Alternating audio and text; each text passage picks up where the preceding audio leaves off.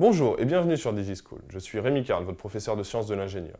Aujourd'hui, nous allons nous concentrer sur la distribution de l'énergie électrique et regarder de plus près la commande d'une diode électroluminescente.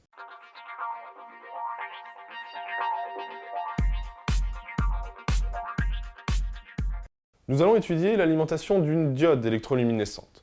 D'abord, en termes d'hypothèse, on va choisir que les résistors RC et RB seront correctement choisis. Donc ici, il ne s'agira pas de les dimensionner, on va supposer qu'ils sont déjà bons. Et que D est une diode électroluminescente.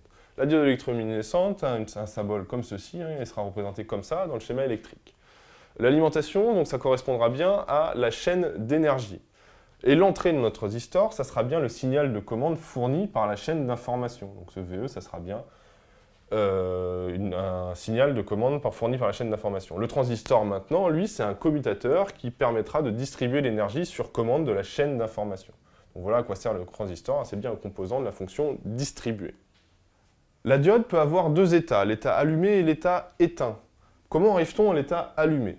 On fournit VE égale 5 volts. Ici, la tension d'entrée, dite tension de commande, va être à 5 volts. Qu'est-ce qui va se passer du coup? Le transistor sera saturé car le courant IB, le courant ici qui rentre à la base du transistor, va être positif. On se souvient que quand on a un transistor avec un courant de base positif, et le modèle équivalent sera le suivant, un interrupteur fermé. L'interrupteur fermé va donc nous permettre de dire que VS, le potentiel ici, sera 0 volts, parce que ici, ça sera exactement le même potentiel qu'ici à la masse. Parce qu'on peut aussi dire que VS, c'est VC moins VE, et que VC égale VE égale 0 volts. Et donc du coup, dans cet état-là, la diode est passante, le transistor est saturé, donc la diode est allumée. Deuxième cas maintenant, diode éteinte.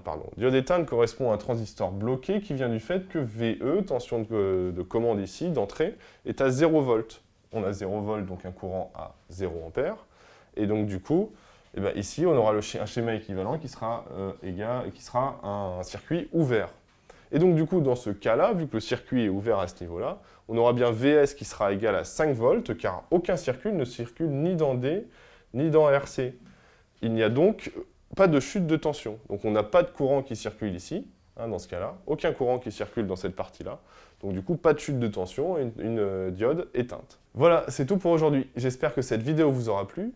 N'hésitez pas à nous laisser des commentaires si vous avez des questions et à vous abonner à notre chaîne YouTube. À bientôt sur DigiSchool.